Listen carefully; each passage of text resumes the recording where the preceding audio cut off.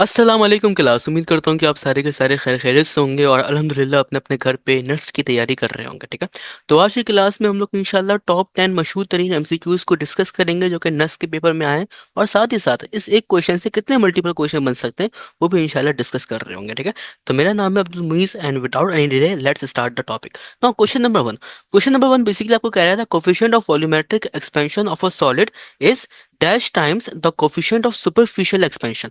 मेरा बेटा आपके पास ना क्या होता है कि हीट एंड थर्मोडायनेमिक्स में ना, आपके पास हीट एंड थर्मोडायनेमिक्स में हम क्या पढ़ते हैं, पहले हीट का पार्ट पढ़ते हैं, उसके बाद हम लोग थर्मोडायनेमिक्स का पार्ट पढ़ते हैं। जो हमारे पास हीट का पार्ट है ना, उसके अंदर बेसिकली हम लोग जो है वो टेम्परेचर स्केल्स देखते हैं। हम लोग जो है वो बेसिकली ये कोफिशिएंट ऑफ वॉल्यूमेट्रिक एक्सपेंशन और एक्सपेंशन देखते हैं। उसके बाद हम लोग जो है वो हीट को पढ़ते हैं और मजीद। ठीक है, तो इस तरीके से हम लोग बिल्डिंग ब्लॉक हैं वो हीट के पार्ट में कवर करते हैं। अब बेसिकली होता ये है आपके पास कि आपके पास ना तीन तरह के कोफिशिएंट्स होते हैं। ठीक है, पहला आपके पास कहलाता है कोफिशिएंट ऑफ लीनियर एक्सपेंशन, जिसको आप लोग कह रहे होते हो अल्फा। ठीक है, ये क्या है? कोफिशिएंट ऑफ लीनियर एक्सपेंशन है अल्फा। ठीक है, दूसरा हमारे पास जो आता है ना बेसिकली, वो आता है कोफिशिएंट ऑफ वॉल्यूमेट्रिक एक्सपेंशन, जिसको आप लोग कह रहे होते हो बीटा। ठीक है, एंड सिमिलरली हमारे पास जो तीसरा एक और रिलेशन आता है जो कि आपको बोर्ड लेवल के ऊपर नहीं पढ़ाया जाता, उसे बेसिकली हम लोग कह रहे होते हैं गैमा। ठीक है, क्या कहते हैं उससे? हम लोग कह रहे होते हैं गैमा। अबे गैमा क्या है? ये गैमा ना बेसिकली ये भी आपके पास कोफिशिएंट ऑफ एक्सपेंशन है, लेकिन ये जो आपके पास कोफिशिएंट ऑफ एक्सपेंशन है ना, ये टू डायमेंशन में हो रहा है। ठीक है, कोफिशिएंट ऑफ एक्सपेंशन ये भी है, लेकिन ये किस डायमेंशन में हो रहा है? ये आपके पास टू डायमेंशन में हो रहा है। Expansion in two dimension. Similarly हमारे पास ये बीटा क्या है? बीटा हमारे पास कोफिशिएंट ऑफ एक्सपेंशन ही है, लेकिन हमारे पास ये किसके अंदर हो रहा होता है? ये हमारे पास जो है वो थ्री डायमेंशन में हो रहा होता है। ठीक है, सिमिलरली हमारे पास अल्फा क्या है? अल्फा हमारे पास कोफिशिएंट ऑफ एक्सपेंशन ही है, लेकिन ये किसमें होता है? ये बेसिकली हमारे पास वन डायमेंशन में होता है। ठीक है, तो आपने रिलेशन पढ़ा होगा, दैट इज कि आपके पास जो बीटा है वो थ्री अल्फा के बराबर है। That is beta equals to three alpha, ये आपने सबने पढ़ा होगा। ठीक है, एंड सिमिलरली हमारे पास एक और रिलेशन होता है, डेट इज कि हमारे पास जो गैमा है ना, वो हमारे पास बराबर होता है टू अल्फा के। ठीक है, हमारे पास जो बीटा है वो थ्री अल्फा के बराबर है, और हमारे पास जो गैमा होता है वो टू अल्फा के बराबर होता है। गैमा क्या होता है? इसी गैमा को बेसिकली आप लोग कह रहे होते हो सुपरफिशियल एक्सपेंशन, जो कि एक्सपेंशन आती हैं उन सर्फेसिस में कि वो जो सर्फेसिस हैं वो आपके पास टू डायमेंशन में एग्जिस्ट करते हैं। ठीक है, अब आप क्या करो, इन दोनों को बेसिकली आप इक्वेट कर लो। इक्वेट कैसे करोगे? अब बेसिकली आपके पास जो ऊपर अल्फा की वैल्यू है ना, अल्फा की वैल्यू को इक्वल करा दो बी बाय थ्री से, यानी कि alpha equals to beta by three. और ये आपके पास इधर जो अल्फा है इसकी वैल्यू इसके साथ इक्वेट करा लीजिए, तो बन जाएगा that is alpha equals to gamma upon two. ठीक है, अब आपके पास दोनों अल्फाज जो है वो कॉमन है, तो आपके पास बन जाएगा that is beta by three equals to gamma by two. ठीक है, अब वो आपसे क्या पूछ रहा है? वो आपसे पूछ रहा है कि आपके पास जो वॉल्यूमेट्रिक एक्सपेंशन है,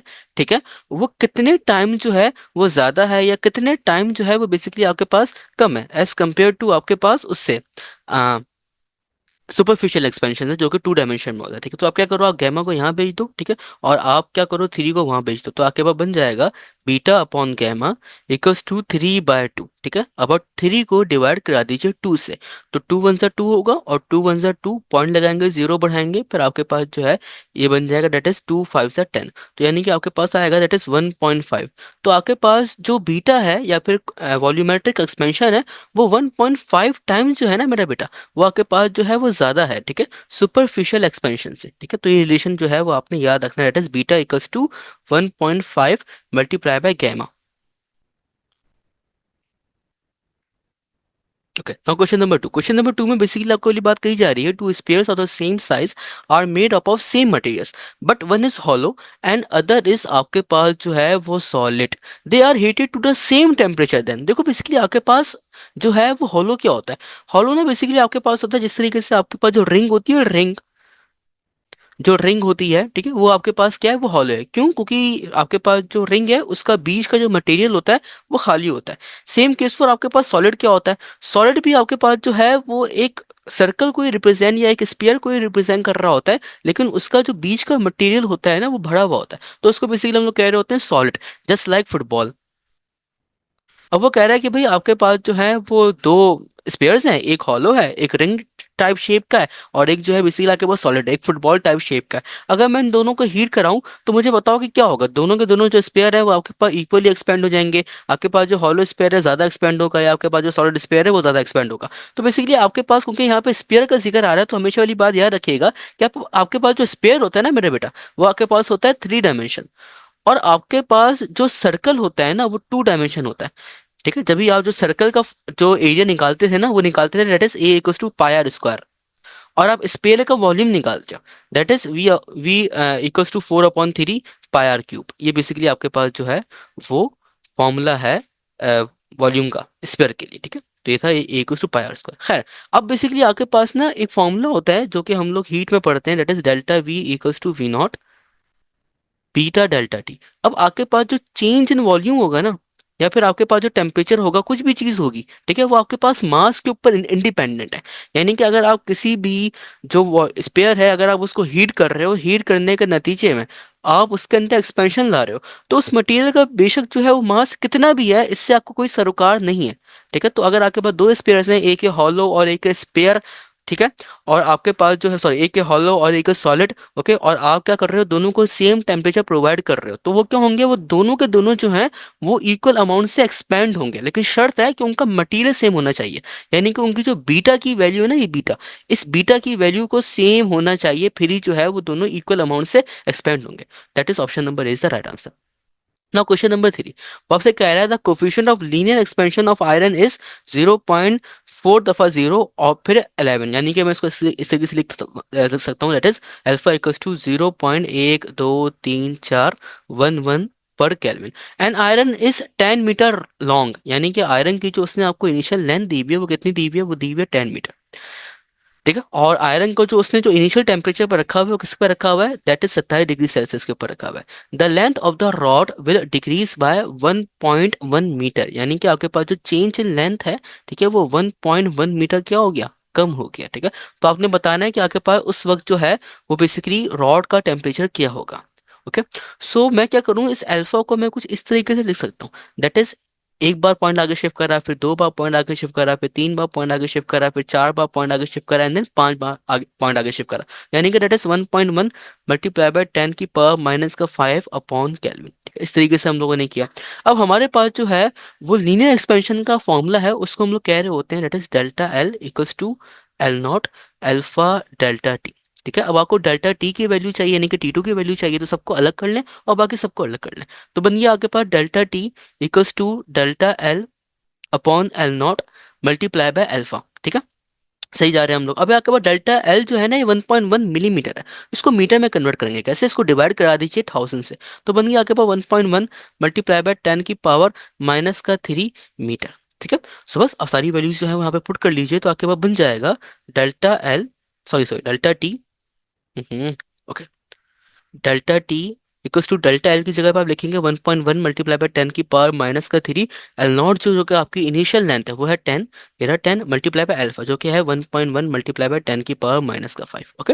अब आपके पास ये जो 1.1 ये वाला है और जो 1.1 ये वाला है, ये आपस में कैंसिल हो जाएंगे, और आपके पास बन जाएगा 10⁻⁻3, 10⁻⁻⁵ ऊपर जाएगा तो प्लस का हो जाएगा, वो हो गया 10⁻+5, और ये आपके पास जो 10⁻1 जो नीचे डिनोमिनेटर में ये ऊपर जाएगा तो बन जाएगा माइनस का, बन गया डेट इज 10 मल्टीप्लाई बाय -1। ठीक है, अब बेसिस सेम होंगी और आपके पास जो पावर्स है ना मेरा बेटा, पावर्स हो जाएंगी ऐड, तो कुल मिला के कट कटाने के बाद जो आपके पास आंसर आ रहा होगा वो आ रहा होगा डेल्टा टी इक्वल्स टू 10। ठीक है, लेकिन यहाँ पे एक बात बताऊं क्या, यहाँ पे बात ये है कि वो आपसे कह रहे हैं कि आपके पास जो लेंथ है वो डिक्रीज हो रही है। अब लेंथ आपके पास जो है वो उसी सूरत में डिक्रीज हो सकती है कि आप क्या करो कि लेंथ का जो इनिशियल टेम्परेचर है, उस इनिशियल टेम्परेचर में से अगर आप कुछ चीज माइनस कर लो, जब भी आपके पास जो लेंथ है वो डिक्रीज हो सकती है, वरना अदरवाइज आपके पास जो लेंथ है वो इंक्रीज ही होगी। ठीक है, तो जब भी मैं क्या कर रहा हूँ, मैं यहाँ पे माइनस साइन लगा रहा हूँ। माइनस साइन क्यों लगा रहा हूँ, माइनस साइन में इसी वजह से लगा रहा हूँ क्योंकि मेरे पास जो चेंज इन लेंथ आ रहा है वो डिक्रीज हो रहा है। ठीक है, और चेंज इन लेंथ उसी सूरत में डिक्रीज हो सकता है जब मेरे पास टेम्परेचर डिक्रीज हो, और टेम्परेचर डिक्रीज कब होगा, जब मैं यहाँ पे डेल्टा टी माइनस लगा दूंगा, that is delta T equals to minus का 10। अब डेल्टा टी ओपन हो जाएगा और बन जाएगा आपके पास T2 माइनस का T1 इक्वल्स टू माइनस का 10। अभी माइनस का T1 को वहां भेज दें तो बन गया आपके पास T2 इक्वल्स टू माइनस का 10 प्लस का T1।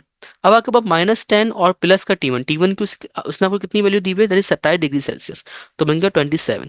अब माइनस का 10 प्लस का 27 कितना होगा 17, तो बन गया आपके पास 17 डिग्री सेल्सियस आपके पास जो है वो T2 का टेम्परेचर होगा, जो फाइनल टेम्परेचर होगा वो रही है। ठीक है।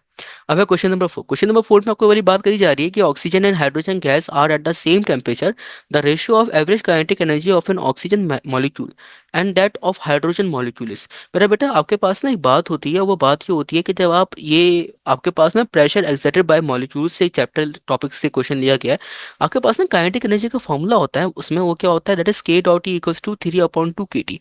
ये हमारे पास जो है ना वो काइनेटिक एनर्जी का फॉर्मूला होता है। अभी आपके पास जो टी है ना, ये आपके पास एब्सोल्यूट टेम्परेचर है। ठीक है। सर ये एब्सोल्यूट टेम्परेचर क्या होता है?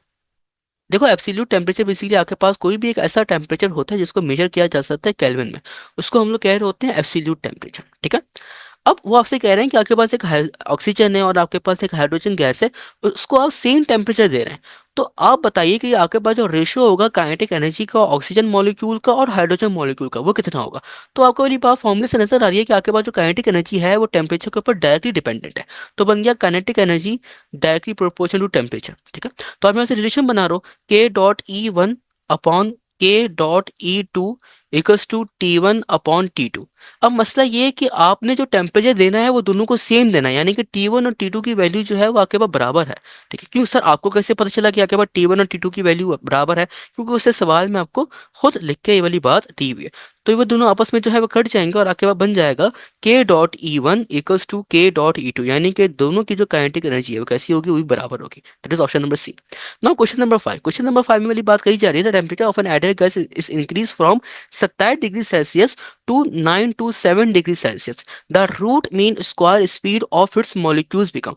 आपके पास ना ये भी जो सवाल है ये प्रेशर एक्सर्टेड बाय मॉलिक्यूल्स से लिया गया है, और प्रेशर एक्सर्टेड बाय मॉलिक्यूल्स में जो आप रूट मीन स्क्वायर स्पीड निकालते हो ना, उसका फॉर्मूला आपके पास होता है that is VRMS equals to under root 3RT over capital M. ठीक है। I think so 3RT over capital M होता है, नहीं तो 3KT ओवर स्मॉल एम होता है। ठीक है। आई थिंक सो मेरे ख्याल से VRMS equal to 3RT over capital M ही है। अभी जो आर है ना ये जनरल गैस कांस्टेंट है, और ये जो एम है ये मॉलिक्यूलर मास है। ठीक है। उस ऑक्सीजन का या फिर उस गैस का। बस वाली बात चेक कर लेना कि आपके पास जो फॉर्मूला होता है वो यही होता है कि नहीं होता है। ठीक है। नाउ अब वो आपसे वाली बात कही जा रही है, ओके ओके फॉर्मूला ये होता है, मुझे याद आ गया। ठीक है। अब आपके पास जो VRMS का रिलेशन है, ठीक है, वो टी के साथ कैसा है, एक तो डायरेक्ट है और ऊपर से किसमें स्क्वायर रूट में है। तो आपके पास बन जाएगा VRMS1। अबे VRMS को मैं मिटा रहा हूँ क्योंकि मुझे बहुत लंबा लिखना पड़ रहा है, तो ये आपके पास आ गया V1/V2 equals to under root T1/T2। ठीक है। अब आपके पास जो T1 टेम्परेचर है वो कितना है, अब आपके पास जो T1 टेम्परेचर है वो होगा the temperature of an ideal gas is increase from 27 degree Celsius to 9 to 7 degree Celsius, यानी कि ये आपके पास जो है वो T1 है और ये आपके पास जो है वो T2 है। आपने बताना है कि आपके पास रूट मीन स्क्वायर स्पीड कितनी हो जाएगी। ठीक है। तो ये आपके पास बन जाएगा V1/V2 equals to under root T1 की जगह पे आप लिखेंगे 27 डिग्री। अब आपके पास कोई भी जो टेम्परेचर होगा यहाँ पे वो एब्सोल्यूट टेम्परेचर होगा। एब्सोल्यूट टेम्परेचर से मुराद है कि कोई भी जो टेम्परेचर है वो आपके पास जो है वो मेजर हो रहा है केल्विन में, तभी हम उसको कह रहे हैं एब्सोल्यूट टेम्परेचर। तो यहाँ के पास बन गया 27 प्लस का 273/T2। 9 to 7 है, तो 9 to 7 प्लस का 273। ठीक है। अब आपके पास जो 27 प्लस का 273 अलग अलग करे, ये आपके पास बराबर होता है दैट इज 300 के, और 9 to 7 प्लस का 273 इसको हम लोग अभी सॉल्व कर लेते हैं। यहाँ के पास आएगा 9 to 7 और यहाँ के पास आ गया 273 और प्लस का, तो 7 3 कितना होता है 10, तो जीरो यहाँ पे, वन ऊपर कैरी। दो एक कितना होता है 3 और 3 7 कितना होता है 10, तो जीरो यहाँ पे, वन ऊपर कैरी। 9 1 10 होता है, 10 2 कितना होता है 12, तो 1200 आ गया। तो ये आपके पास बन जाएगा V1/V2 equals to under root 300 divided by 1200। ठीक है। अब ये दो जीरो से दो जीरो मर जाएंगे, 3 1 3 3 4 12 होगा। तो यहाँ के पास बन जाएगा V1/V2 equals to under root 1/4। अभी आपके पास जो अंडर रूट है या स्क्वायर रूट है ये 4 के ऊपर भी अप्लाई होगा, तो आपके पास बन गया V1/V2 इक्वल्स टू 1/2। और 2 को वहां भेज दें तो बन जाएगा V1 × 2 इक्वल्स टू V2, यानी कि आपके पास जो रूट मीन स्क्वायर स्पीड है वो क्या हो जाएगी मेरा बेटा, वो आपके पास जो है वो डबल हो जाएगी। Okay. Now let's move on question number 6। Question number 6 में बेसिकली हो रहा है कि आपके पास 3 रेजिस्टेंस है, 3 में, 2 में, 4 में, उसको आप कनेक्ट कर रहे हो पैरेलल। आपने बताना है कि आपके पास रेशियो क्या होगा करंट का जब हम जो है बेसिकली इनको जो है इन रेजिस्टेंस के अंदर से जब हम करंट को फ्लो कराएं। ठीक है। अब बेसिकली आपके पास होता है ये कि आपके पास जो पैरेलल कॉम्बिनेशंस होते हैं ना, कौन से कॉम्बिनेशंस होते हैं, आपके पास जो पैरेलल कॉम्बिनेशंस होते हैं ना, ठीक है, उसके अंदर क्या होगा, उसके अंदर आपके पास जो वोल्टेज होता है ना वो होता है सेम, और आपके पास जितनी भी सीरीज रेजिस्टेंस कॉम्बिनेशंस होते हैं ना उसके अंदर आपके पास जो करंट होता है वो होता है सेम। अब आपके पास फॉर्मूला जो है पूरे सर्किट में सॉल्विंग के लिए एक ही है, वो कौन सा है, वो आपके पास है, that is V equals to I R. अब वो आपसे कह रहे हैं कि आपके पास जो है वो पोटेंशियल इन तीनों का सेम है, क्यों, क्योंकि आपके पास ये 3 ओम और आपके पास ये 2 ओम और आपके पास ये 4 ओम, ये तीनों के तीनों रेजिस्टेंस आपके पास जो है वो पैरेलल कनेक्ट है। जब भी जो है बेसिकली आपके पास इन तीनों का जो बेसिकली आपके पास पोटेंशियल होगा वो सेम ही होगा, ठीक है, बस इनका करंट जो है वो डिफरेंस होगा। तो हम क्या करेंगे, हम इनकी करंट की वैल्यू निकाल लेंगे, तो क्या बन जाएगा, that is I equals to V by R. ठीक है, ये रिलेशन आ गया। अब बस कुछ भी नहीं करो, सारी वैल्यूज आपको गिवन है, पुट कर लेंगे, तो बन गया आपके पास I1 equals to V by R. अब आपके पास जो आर है, जिसको मैं आई R1 कहूंगा, R1 कितना है, R1 है आपके पास दैट इज 3 ओम, तो ये आपके पास आके दैट इज 3 ओम। ओके, अब आपके पास I2 कितना होगा, अब आपके पास जो I2 है वो बनेगा that is I2 equals to V by R2। ठीक है, अब R2 कितना है, R2 है आपके पास 2 ओम, तो बस R2 की जगह पे आप लिख दो यहाँ पे 2 ओम। अब आपके पास I3 कितना है, I3 आपके पास जो है वो R3 से जो है वो कंपेयर होगा, तो R3 कितना है, 4 ओम, तो बन गया आपके पास that is I3 equals to V by 4। ठीक है, अब कुछ भी नहीं करो, अब बेसिकली जो आपसे पूरा रेशो पूछ रहे हैं, रेशो का मतलब होता है कि आपने क्या करना है, आपने इनको बेसिकली डिवाइड करना है। तो ये आपके पास बन जाएगा I1 upon I2 upon I3। ठीक है, इक्वल्स टू, और ये बन गया आपके पास V/3, फिर बन गया आपके पास V/2, और आपके पास बन गया V/4। ये बन गया। अब जब आप इन सब को सॉल्व करोगे ना, तो आपके पास ना रेशियो में ये होगा कि आपके पास जो ये वाला V है ना मेरा बेटा, ये V, ये V और आपके पास ये V, ये आपस में कट जाएंगे। तो आपके पास जो फॉर्मूला बन रहा होगा ना मेरा बेटा, वो बन रहा होगा दैट इज I1, इसको एक ही कलर से चलाएंगे आप, I1 is to I2 is to I3, and then 1/3 is to 1/2 is to 1/4। अब आपने क्या करना है, जितने भी आपके पास नीचे डिनोमिनेटर में है ना, इन सब का आपने एलसीएम लेना है। अब एलसीएम लेने का तरीकाकार जो है बेसिकली आपके पास ये होता है, 3, 2, 4, और इन सबसे पहले छोटे नंबर से शुरू करना है, तो बन जाएगा आपके पास 2 1 2, 2 2 4। ठीक है, और ये आपके पास 2 आ गया और ये 3 आ गया। ठीक है, फिर 2 1 2, तो यहाँ पे भी बना गया और यहाँ पे भी बना गया, नहीं यहाँ पे 3 आ गया आपके पास।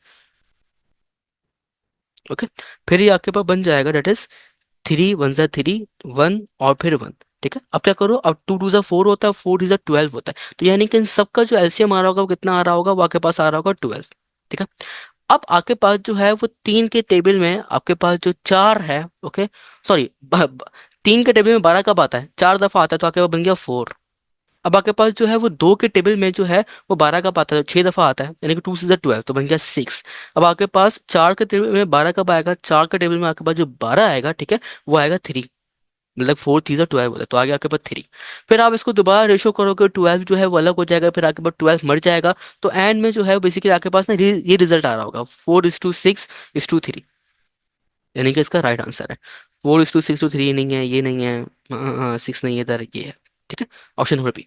Now question number 7, question number 7 में बेसिकली आपको ये वाली बात कही जा रही है, two resistance R1 and R2 have effective resistance RS when connected in series and RP when connected in parallel. यानी कि आपके पास दो रेजिस्टेंस है, दैट इज R1 है और R2 है, और जब मैं इनको सीरीज में कनेक्ट कर रहा हूँ तो आपके पास सीरीज का फॉर्मूला होता है RS equals to R1 plus का R2, ये फॉर्मूला होता है। इसको मैं कह रहा हूँ इक्वेशन नंबर अल्फा। लेकिन जब मैं इन्हीं दो रेजिस्टेंस को, कौन कौन सी R1 और R2, इनको जब मैं पैरेलल सॉल्व करूंगा तो आपके पास जो फॉर्मूला आ रहा होगा वो ये आ रहा होगा, that is RP equals to R1 multiply by R2 upon R1 plus R2। ठीक है, ये किसके लिए है, ये आपके पास है पैरेलल के लिए। अब वो आपसे पूछते हैं कि भाई आप क्या करें, आप अल्फा बीटा की वैल्यू छोड़ें, आप R1 R2 की वैल्यू बताइए, तो उन्होंने आपको दो हिंट दी हुई है, कौन कौन सी, एक तो ये दी हुई है और आपके पास ये दी हुई है, बस हम यहीं से फाइंड करेंगे। अब जिसकी मैथ अच्छी होगी ना वो फॉरन वैल्यूज पुट करेगा और आंसर निकाल देगा। ठीक है, इसमें मैथ का काम है ज्यादा। ओके, तो ये आपके पास बन जाएगा RS multiply by RP equals to 16, यानी कि अगर मैं यहाँ से RS या RP की वैल्यू निकालूं तो मैं यहाँ से ये लिख सकता हूँ, that is RP equals to 16 upon RS। इसको मैं कह रहा हूँ इक्वेशन नंबर 1 का नाम। और आपके पास जो R1/R2 है ये हो जाएगा आपके पास R1/R2 इक्वल्स टू 4। तो R2 का वहां भेज दो तो बन जाएगा आपके पास R1 इक्वल्स टू 4R2। ये आपके पास बन गया इक्वेशन नंबर 2। ठीक है। अब आपने कुछ भी नहीं करना है। देखो आपके पास अभी जो आपके पास ये इक्वेशन नंबर 2 है ना, अब आपने इसको यूटिलाइज करना है। अब आज करो, अब आप क्या करो, इक्वेशन नंबर 2 को आप सबसे पहले इक्वेशन नंबर अल्फा में पुट करो। ठीक है। तो जब आप इक्वेशन नंबर 2 को इक्वेशन नंबर अल्फा में पुट करेंगे तो मैं ये नहीं लिख रहा कि putting equation number 2 in equation alpha, मैं डायरेक्ट लिख रहा हूँ। ठीक है। तो आपके पास बन जाएगा इक्वेशन नंबर अल्फा इंप्लाइज, इसका मतलब ये है कि आपके पास जो इक्वेशन अल्फा है उसके ऊपर काम हो रहा है। तो जाके बन जाएगा RS। जब R1 की जगह पे, जब ये R1 की जगह पे जब मैं ये 4R2 पुट करूंगा तो आपके पास बन जाएगा RS equals to 4R2 plus का R2। तो ये बन गया आपके पास RS इक्वल्स टू 5R2, यानी कि जहां RS आ रहा होगा वहां पे आपने क्या पुट करना है, वहां पे आपने पुट करना है 5R2। ये बन गया question number 3। This is totally depend upon maths, ये आप लोग 9 matric first year second year first year से करते हुए आ रहे हैं। ठीक है। सो अब क्या होगा, अब आपके पास ये जो इक्वेशन नंबर हमने 1 बनाई थी ना, ये इस इक्वेशन नंबर 1 को आप पुट कर लो इक्वेशन नंबर बीटा में। तो मैं ऐसे लिख रहा हूँ, that is equation number beta implies। Okay. जब आपके पास क्वेश्चन में बीटा अप्लाइज होगी और जब मैं आरपी की वैल्यू 16/RS इस आरपी में जो क्वेश्चन बीटा उसमें पुट करूंगा तो आपके पास बन जाएगा 16/RS equals to R1 multiply by R2 upon R1 plus R2। अभी आपको ये कुछ RS लिखा हुआ नजर आ रहा है और जाना पहचाना भी लग रहा होगा। अभी जो आपके पास RS है ना, इसकी वैल्यू आपके पास 5R2। सर हमें कैसे पता चलेगा, क्वेश्चन नंबर 3 देखो मैंने कैसे निकाली है।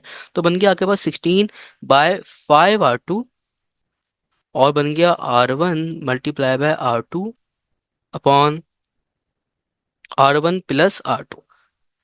अभी आके वो R1 R2 इस तरीके से निकल नहीं सकता। ठीक है। तो मैं क्या करूंगा, मुझे जो है एक वैल्यू एक और चाहिए होगी। अभी आपको R1 नजर आ रहा है, ये R1, इस R1 को हम 4R2 से रिप्रेजेंट कर देंगे। सर ये इस R1 को आप 4R2 से कैसे रिप्लेस करेंगे मेरा बेटा, इससे करेंगे, ये लिखा हुआ है ये, इससे कर लेंगे। तो जहाँ R1 आ रहा होगा वहां पे हम 4R2 लिख लेंगे। तो क्या बन गया 16/5R2 इक्वल्स टू R1 की जगह पे हम 4R2 लिखेंगे तो बन गया आपके पास 4R2 multiply by R2 upon R1 की जगह पे हम लोग सिंपल लिखेंगे 4R2। तो बन गया 4R2 प्लस का R2। ठीक है। ओके। अब बन गया आपके पास 16/5R2। अब ये R2 आपस में मल्टीप्लाई हो जाएंगे तो बन जाएगा 4R2 स्क्वायर। तो यानी कि 4R2 स्क्वायर और 4R2 प्लस का R2 आपके पास बन जाएगा 5R2। ठीक है। अभी आपके पास जो ऊपर वाला स्क्वायर वाला R2 है, सिंगल वाले R2 को जो है वो कैंसिल कर लेगा और आपके पास जो है बेसिकली बन जाएगा 16/5R2 नहीं R2 था, R2 स्क्वायर, सॉरी सॉरी, बन जाएगा 4R2/5। अभी आपके पास जो 5R2 है ना मेरा बेटा, ये वहां जाएगा और वहां से आपके पास जो है वो मल्टीप्लाई हो जाएगा। तो ये आपके पास बन जाएगा डेट इज 16 × 5 और R2 वहां से जाके मल्टीप्लाई हो जाएगा, आगे बनेगा 5×4 = 20। तो यानी कि 5×4 = 20 R2 स्क्वायर। ठीक है। ये बन रहा होगा। और 16 को 5 से मल्टीप्लाई करना है तो 16×2 = 32 होता है, 32 प्लस 32 होता है आपके पास 64, और 64 प्लस 16 कितना होगा, 64 प्लस 6 होगा आपके पास 70, 70 प्लस 10 होगा 80। तो यानी कि 16 मल्टीप्लाई बाय 5 आपके पास बनेगा 80 इक्वल्स टू 20 R2 स्क्वायर। ठीक है। अब कुछ भी नहीं करो, 20 को मैं डिवाइड कर दीजिए तो क्या बन जाएगा R2 square equals to 80 divided by 20। अब 0 से 0 मर जाएंगे और 2 1 ज़ा 2 और 2 4 ज़ा 8, यानी क्या बन जाएगा 4। अब आपके पास जो R2 स्क्वायर की वैल्यू आ रही है ना मेरे बेटा, वो 4 आ रही है। अब आपको R2 स्क्वायर नहीं चाहिए, आपको सिर्फ और सिर्फ R2 चाहिए, तो रूट ले लें। तो बन जाएगा आपके पास R2 इक्वल्स टू 2 ओम, यानी कि R2 की वैल्यू आपके पास कितनी आ रही है, 2 ओम हो रही है। अब R2 की वैल्यू पता चल गई। अब आप यहाँ से R1 की वैल्यू भी निकाल सकते हैं। अब R1 की वैल्यू आप कहाँ से निकालेंगे। ओके, ये क्वेश्चन नंबर 2 है। इसके अंदर आप R2 की वैल्यू पुट करेंगे और आपके पास R1 आ जाएगा। तो ये बन जाएगा आपके पास that is R1 equals to 4 multiply by 2 यानी कि 8 ओम, यानी कि R1 की वैल्यू आपके पास 8 ओम है और R2 की वैल्यू आपके पास 2 ओम है। कहाँ गया कहाँ गया कहाँ गया, ये रहा, सब कुछ मिक्स हो गया। ठीक है। इंजीनियर्स की बेसिक निशानी ये है कि अगर वो गंदा नहीं करेंगे ना अपना काम, ठीक है, तो वो इंजीनियर्स नहीं कहलाएंगे कभी भी। ठीक है। सुना, एनी हाउ अब हम लोग जो है वो बेसिकली मूव ऑन करते हैं, डेट इज क्वेश्चन नंबर 8 की तरफ। क्वेश्चन नंबर 8 में बेसिकली बात कही जा रही है, two active bulbs are rated 220 volt और 60 वोल्ट एंड 200 वोल्ट और 100 वोल्ट। यानी कि बेसिकली आपके वाली बात कह रहा है कि भाई अगर मैं एक बल्ब को, मैंने कुछ भी नहीं किया, एक बल्ब को जिसकी वैल्यू मेरे पास 60 वॉट थी उसको मैं 220 वोल्ट से रिप्रेजेंट कर रहा हूँ, ठीक है। और जो मेरे पास एक बल्ब है उसकी वैल्यू मेरे पास 100 वॉट थी, उसको मैं 200 वोल्ट से रिप्रेजेंट कर रहा हूँ। अगर मैं इन दोनों को सीरीज के अंदर कनेक्ट करूँ 220 वोल्ट के साथ, तो मुझे बताओ कि पोटेंशियल डिफरेंस किसका आगे पीछे होगा। मेरा बेटा हमेशा वाली बात याद रखिएगा, जब आप कोई भी जो बल्ब होता है ना, ये बल्ब के क्वेश्चन आपके पास बहुत आएंगे एलईडी के अंदर खासतौर पे। आपके पास कोई भी जो बल्ब होगा ना, अगर आप उसको सीरीज के अंदर कनेक्ट करेंगे, किसके अंदर कनेक्ट करेंगे, सीरीज के अंदर, तो जिसकी पावर आपके पास कम होगी ना मेरा बेटा, जिसकी पावर कम होगी उसकी जो ब्राइटनेस है ना मेरा बेटा वो ज्यादा होगी, हमेशा याद रखना। सीरीज में आपके पास कोई भी जो बल्ब है अगर आप उनको कनेक्ट करें तो जिसकी पावर कम, उसकी जो ब्राइटनेस है ना मेरा बेटा वो ज्यादा होगी। अब आपके पास अगर ब्राइटनेस ज्यादा होगी तो इसका मतलब ये है कि उस चीज की आपके पास जो रेजिस्टेंस है मेरा बेटा वो भी ज्यादा होगी, ठीक है। साथ ही साथ उसका जो पोटेंशियल होगा ना मेरा बेटा वो भी ज्यादा होगा। तो मैं वाली बात कह सकता हूँ कि भाई आपके पास कोई भी जो बल्ब है, अगर उसकी रेजिस्टेंस ज्यादा है तो उसकी पावर ज्यादा है, और सिमिलरली उसका जो पोटेंशियल है वो भी ज्यादा है, ठीक है। लेकिन उसकी जो बेसिकली आपके पास क्या सिनेरियो होनी चाहिए, उसकी पावर कम होनी चाहिए, यानी कि पावर कम होगी तो ब्राइटनेस ज्यादा होगी, साथ ही साथ रेजिस्टेंस भी ज्यादा होगी, और साथ ही साथ वोल्टेज भी ज्यादा होगा, ठीक है। लेकिन क्या शर्त है, पावर कम होनी चाहिए। तो 60 वॉट और 100 वोट में से कम किसकी पावर है, 60 वॉट की कम पावर है, तो उसका पोटेंशियल डिफरेंस ज्यादा होगा। हो गया क्वेश्चन सॉल्व, ठीक है ना। इसको सॉल्व करने की जरूरत भी नहीं, P equals to V square upon R लिखा हूँ, फिर मैं आर आर को इक्वेट कर रहा हूँ, मैं आपको बताऊँ देखो इसकी आर जो है ज्यादा है तो हमने ये कर लिया, आप डायरेक्ट याद कर लो, ठीक है, क्योंकि इतना टाइम नहीं है हमारे पास कि आप जो है वो गलत काम करें वहाँ पे। ना क्वेश्चन नंबर 9 में आपको वाली बात कह रहे हैं, the piece of copper wire of resistance R is cut into 10 equal parts, then they are connected in parallel, their effective resistance will be. अब आपके पास जो इफेक्टिव रेजिस्टेंस का जो फॉर्मूला होता है जब आप उनको पैरेलल कनेक्ट करते हैं तो आपके पास होगा 1/RE equals to 1/R1 plus 1/R2 plus 1/R3 and so on. इस तरह चलता जाएगा चलता जाएगा चलता जाएगा, ठीक है। अब आपके पास जो ये वाला R1 है ना, ठीक है, ये वाला R1, आपने वाली बात पढ़ी होगी कि आपके पास जो रेजिस्टेंस एट 0 डिग्री सेल्सियस का फॉर्मूला होता है ना, क्योंकि आपके पास जो रेजिस्टेंस है वो टेम्परेचर के ऊपर डिपेंड करती है। आपके पास जो रेजिस्टेंस एट 0 डिग्री सेल्सियस का फॉर्मूला होता है वो आपके पास होता है R equals to rho L over A, यानी कि आपके पास जो रेजिस्टेंस है वो लेंथ के ऊपर डिपेंड कर रही है। अब अगर आप लेंथ को 10 टाइम्स कट करोगे तो आपके पास रेजिस्टेंस है वो उतनी टाइम्स क्या हो जाएगी, कम हो जाएगी, एज सिंपल एज दैट। तो आपके पास बन जाएगा 1/RE इक्वल्स टू 1/R, ठीक है। और आप क्या कर रहे हो, आप बेसिकली ये वाली हरकत कर रहे हो कि आपके पास जो कोई भी जो लेंथ है उसको 10 टाइम्स क्या कर रहे हो, उसको आप बेसिकली 10 टाइम्स कम कर रहे हो लेंथ को, यानी कि क्या बन जाएगा RE/10, ठीक है, सॉरी R1/10। एंड सिमिलरली यहाँ पे भी चलता रहेगा, date is 1/R2/10 and plus का 1/R3/10 एंड सो ऑन, चलता रहेगा चलता रहेगा एंड चलता रहेगा, कहाँ तक चलता रहेगा, 10 तक चलता रहेगा। अब आपके पास जो 10 है ना मेरा बेटा ये न्यूमरेटर में चले जाएगा, ठीक है। तो आपके पास बन जाएगा 1/RE equals to 10/R1 plus का 10/R2 एंड सो ऑन, आपके पास 10 तक चलता रहेगा, मैं वो लिख नहीं रहा। अब आपके पास नीचे डिनोमिनेटर में अगर आपके पास नंबर सेम हो जाते हैं तो उनको एज इट इज लिखते हैं, ऊपर वाले नंबर जो है वो आपके पास ऐसे ही आते हैं। तो आपके पास आ जाएगा that is 1/RE equals to, क्योंकि नीचे आपके पास जो नंबर हैं, ठीक है, वो कैसे हैं, वो सेम है। लेकिन सर नीचे आपके पास नंबर कैसे सेम हो सकते हैं, R1 R2 अलग है ना, ठीक है। तो मेरा बेटा नीचे आपके पास नंबर ही सेम हो सकते हैं, ठीक है, और कोई आपके पास चारा नहीं है, ठीक है, क्योंकि आपके पास जो वायर की रेजिस्टेंस है वो आर ही है। तो आपके पास बन जाएगा डेट इज 1/R, ठीक है। ऊपर वाले number as it is add होंगे तो बन जाएगा 100, क्योंकि आपके पास 10 तक जा रहा है, इसका रेसिप्रोकल ले लेंगे तो आपके पास बन जाएगा RE इक्वल्स टू R/100। इस 100 को ऊपर भेज देंगे तो क्या बन जाएगा, that is R multiply by 10 की पावर माइनस का 2, यहाँ पे आपको लिखा हुआ नजर आएगा, डेट इज 0.01R, ठीक है। That is option number B. Now question number 10 में आपको वाली बात कही चाहिए ना, electrical circuit showing the figure cell has an EMF of 2 volt and internal resistance of 1 ohm, 3 cells, the external resistance 2 ohm, the value of current I is. अब मेरा बेटा आपके पास है ना ये सेल होता है, ठीक है, आपके पास एक ये सेल है, ठीक है, एक ये सेल है, एक ये सेल है, तो इसकी पोलैरिटी पॉजिटिव है, इसकी नेगेटिव है, इसकी पोलैरिटी पॉजिटिव है, इसकी नेगेटिव है, और इसकी पोलैरिटी नेगेटिव और इसकी पोलैरिटी पॉजिटिव है। जब भी आपके पास जो सेल्स हैं वो इस तरीके से कनेक्ट होना जिस तरीके से इस फैशन के अंदर कनेक्ट होते हैं, ठीक है। तो आपने क्या करना है, आपने कुछ भी नहीं करना, जितनी जितनी भी सेम पोलैरिटीज होती है ना उनको ऐड करते हैं, और जो डिफर पोलैरिटी आ रही होती है उनको माइनस कर देते हैं। तो अगर आपने नेट ईएमएफ निकालनी हो सेल की, जब इस तरीके से फैशन में गिवन होते हैं तो आप क्या करते हैं, आप सबको ऐड करते हैं, E1 plus E2 plus E3। अब यहाँ पे आपके पास 3 सेल हैं, चाहिए मैंने 3 बार लिखा है। अब आपके पास जो E1 है और E2 इनकी आपके पास सेम पोलैरिटी है, ठीक है, तो ये ऐड होंगे तो बन जाएगा 2 प्लस का 2। अब आपके पास जो E3 है, ये इनकी अपोजिट पोलैरिटी है, जो कि 2 के साथ है। क्योंकि देखो, अगर पहले प्लस आ रहा है, फिर माइनस आ रहा है, फिर प्लस आ रहा है, फिर माइनस आ रहा है, माइनस आ रहा है, प्लस आ रहा है, तो इसका मतलब ये आपके पास जो ये वाला सेल है ना, ये आपके पास ऑड सेल है। इसका मतलब ये आपके पास ये माइनस होगा, तो माइनस का 2। ठीक है, तो आपके पास बन जाएगा डेट इज 2 वोल्ट, यानी कि आपके पास जो नेट EMF वो कितनी आ रही होगी, वो आपके पास आ रही होगी 2 वोल्ट। अब आपने क्या निकालना है, आपने बेसिकली जो है वो करंट को मालूम करना है। तो आपने वाला फॉर्मूला पढ़ा होगा कभी कभी, that is V = IR। V = IR। ठीक है, अब अपने आई निकालना है, तो बन जाएगा I = V/R। कभी कभी हम क्या करते हैं, कभी कभी हम पोटेंशियल डिफरेंस को, या फिर आपके पास जो ये टर्मिनल वोल्टेज है, इसको हम लोग EMF से रिप्रेजेंट इक्वेट कर लेते हैं। तो ये बन जाएगा I = V। वी आपके पास पोटेंशियल है, जो कि बनेगा 2। अब आपके पास जो आर है, अब मेरा बेटा आपके पास आर जो है वो इस तरीके से सॉल्व हो गया, दैट इज R1 + R2। सब ये सर, ये आप आर को R1 + R2 में जो है वो कैसे सॉल्व कर सकते हैं? मैं आर को R1 + R2 में इस तरीके से सॉल्व कर सकता हूँ, क्योंकि आपके पास जो इंटरनल रेजिस्टेंस और आपके पास जो एक्सटर्नल रेजिस्टेंस है, ये सीरीज के अंदर होते हैं। ठीक है, हमेशा जब भी। तो ये बन जाएगा डेट इज I = 2/1 प्लस का, मैं देख लूँ यार, मैं गलती ना कर रहा हूँ। हाँ, इंटरनल रेजिस्टेंस आपके पास 1 है और एक्सटर्नल 2 है, तो बन जाएगा आपके पास 2।